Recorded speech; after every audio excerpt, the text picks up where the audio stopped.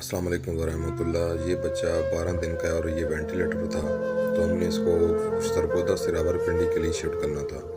ہم رات کو 3 بجے فیصل آباد سے روانہ ہوئے تھے کیونکہ دھوپ بہت زیادہ تھی۔ صبح 6 بجے ہم سرگودا میں پہنچے۔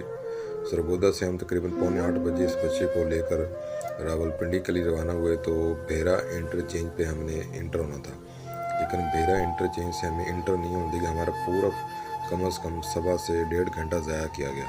ان کی منتیں سماعت ہم نے بہت زیادہ کی، لیکن وہ بالکل نہیں مان رہے تھے۔